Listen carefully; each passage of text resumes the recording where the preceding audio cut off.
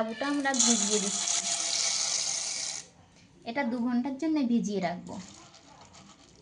খিচুড়ি বানানোর জন্য আমরা আলু আর কুমড়োটা ছোট ছোট করে কেটে নিয়েছি। এবার এটা আমরা পরিষ্কার করে ধুয়ে নেব।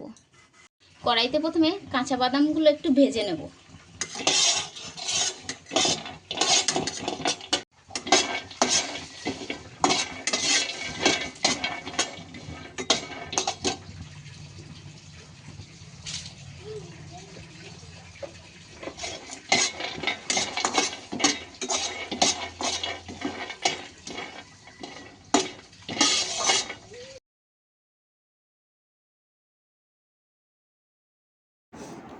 বাদামগুলো ভাজা হয়ে গিয়েছে, আমরা কড়াই থেকে নামিয়ে নিয়েছি। এবার এর খোসাগুলো ছাড়িয়ে নেব।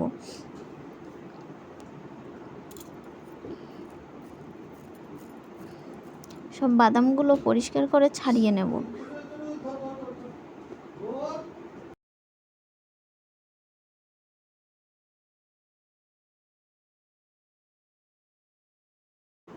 বাদামগুলো সব ছাড়িয়ে নিয়েছি। এবার কড়াইতে দিয়ে দিয়েছি সূর্যমুখীর তেল, তাতে দিয়ে দিচ্ছি কেটে রাখা আলু,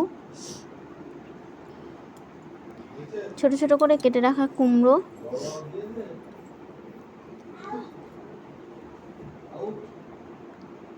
দিয়ে এগুলো ভালো করে একটু ভেজে নেব।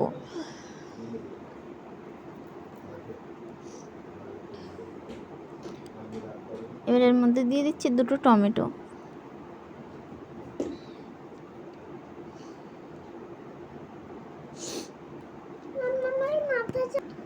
এবার এটা একটু ঢাকা দিয়ে দেবো। ঢাকনা খুলে এর মধ্যে দিয়ে দিচ্ছি সন্দক লবণ। এবার এটা ভালো করে ভেজে নেব।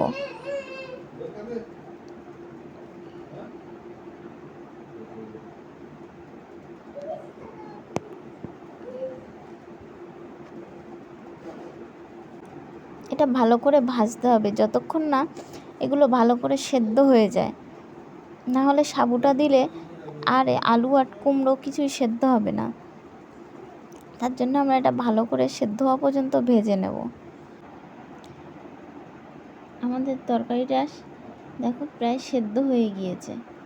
এবার এর মধ্যে দিয়ে দেবো ভেজে রাখা বাদাম।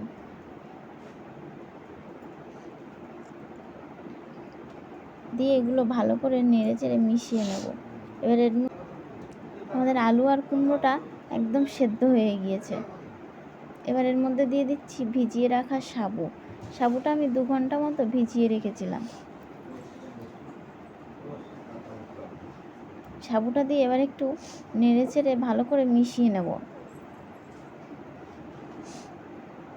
সাবুটা একটু ভালো করে নেড়ে চেড়ে নিলে সাবুর কাঁচা গন্ধটা চলে যায়।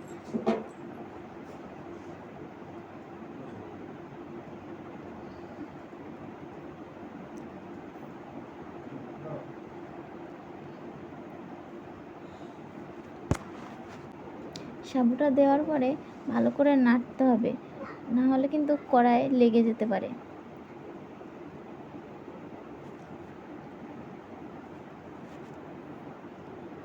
সাবুটাও আমাদের একটু ভাজা ভাজা হয়ে গেছে। এবার এর মধ্যে দিয়ে দিচ্ছি জল।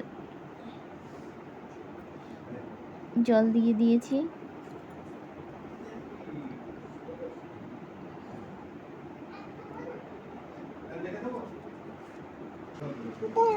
জল দেওয়ার পরেও নাড়াচাড়া করতে হবে, না হলে কিন্তু সাবুটা কড়াইয়ের তলায় লেগে যেতে পারে।